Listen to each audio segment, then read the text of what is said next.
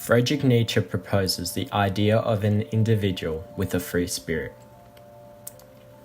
Essentially, a free spirit is an individual that lets go of all prejudices and lives their life for the pursuit of knowledge. Nietzsche believed those with free spirits would be the new philosophers. These philosophers have broken free of what Nietzsche called the herd, the notion of the herd being the majority of people who don't question things and live their lives in ignorance. The free spirit has broken free of this way of life. They think independently and find their own ways through life, such as finding their own truths, meanings, and values. However, the free spirit's pursuit of truth is a double-edged sword, meaning that it is not necessarily a pleasurable path to follow. As Friedrich Nietzsche explains, it is the business of very few people, and this meaning not only strong individuals, but those that are exuberantly daring. In this way, it can be one of the hardest tasks one can undertake. As in the free spirit's path to the truth, they may have to give up or lose their most fundamental beliefs in reality. Nietzsche describes in Beyond Good and Evil, a thing could be true, although it was in the highest degree injurious and dangerous. Thus, the free spirit must pursue truth with bravery and caution. One pursuing the way of the free spirit must be aware of this and have considered it. The free spirit must put all their current truths on the table to be assessed.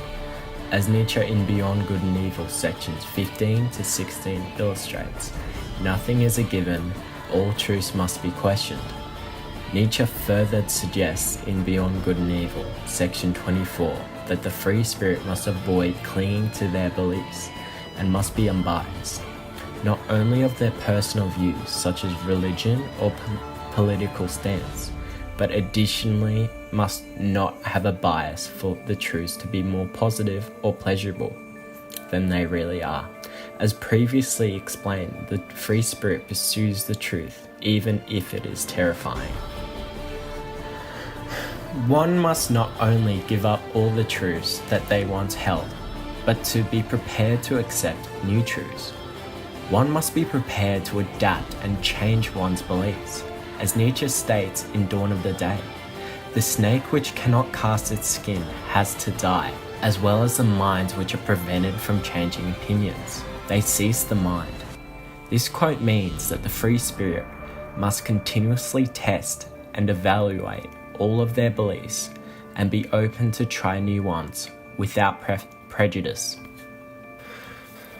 Nietzsche explains further the morality of the free spirit.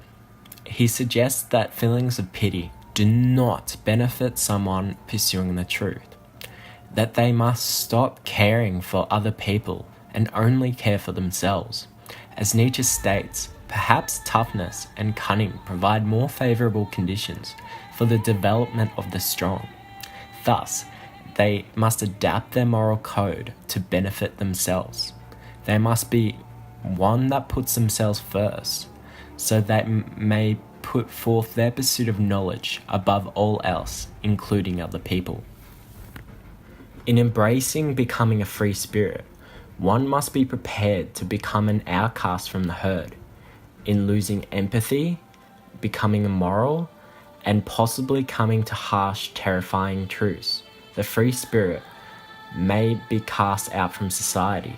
The free spirit must be aware of this and embrace this.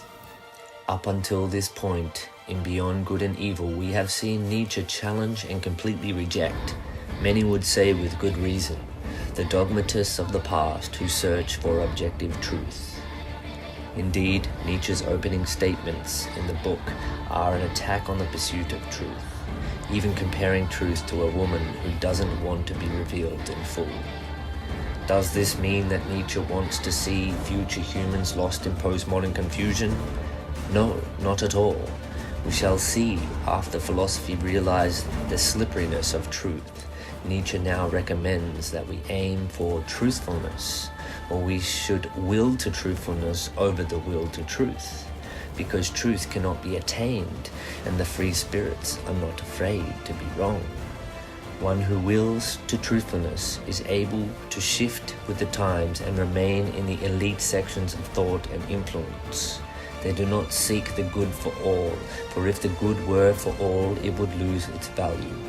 These free thinkers recognize untruth as a condition of reality, and they transcend good and evil by resisting value sentiments. The will to truth is a will to ignorance. The will to uncertain is the will to knowledge, for it turns out that the enshrined thesis and antithesis of philosophers and scientists hitherto are no more than fractures in the constructs of language, and the actual facts appear in degrees and subtleties of gradation. Indeed, the denizens of the world experience different realities entirely as fantasies arising from their unique languages. For these reasons, the free spirits are perspectivists. Indeed, they are even lovers of the errors of language that put us in a false world. For by grasping this freedom of interpretation, they are free to enjoy life. The free spirits do not fall for the traps of self-defense or martyrdom, for the defense of truth simply degrades truth to a position of needing defense. It does not matter for the free spirit to be right, for no philosopher before him ever has been.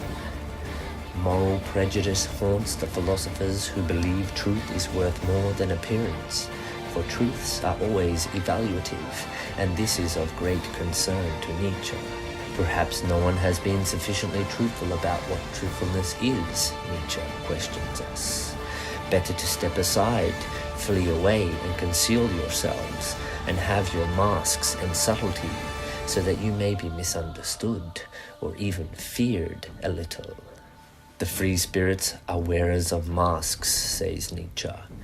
Everything profound loves the mask. The profoundest things of all hate even image and parable, for there are occurrences so delicate a description that one does well to bury them. But isn't a mask only for deceit, we may ask? No, says Nietzsche, there is so much goodness in cunning, for one who wears their mask hides their mortal danger and conceals their sureness. Instinctively using speech for silence and concealment, the free spirit wants a mask of himself, roaming the heads and hearts of his friends. The free spirits will usher in the new era, the era of the philosophers of the future. But Nietzsche, who sees himself as a prophet for this very endeavor, makes it very clear that, although many claim to be a free spirit, by definition very few actually are, for only the elite and courageous can blow away ancient and stupid prejudices. Philosophers of the future will be free spirits and much, much more, but this era will not arrive on the backs of those whom are falsely called free spirits, those eloquent and tireless scribbling slaves of democratic taste and modern ideas, those men without solitude, who are moral and respectable, but unfree and superficial, standing truth on its head, trying to provide happiness to the herd and abolish suffering, which goes against the very nature of nature. No, these free spirits are the opposite of this, according to Nietzsche, for they have observed history thoroughly and seen that suffering is the necessary impetus for the enhancement of man. Lovers of truth but not of dogma are these free spirits, whose pride and taste are offended if their truth becomes everyone's truth, which is, after all, the secret desire of the dogmatists. The philosopher of the future does not expect that others will grasp their lofty understanding so easily.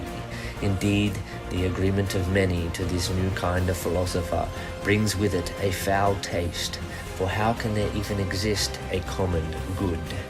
This expression of common good is self-contradictory, for what is common has little value. Nietzsche concludes on the free spirits and the philosophers of the future that, in the end, it must be as it is and has always been. Great things are for the great, abysses for the profound, shudders and delicacies for the refined, and, in some, all rare things for the rare.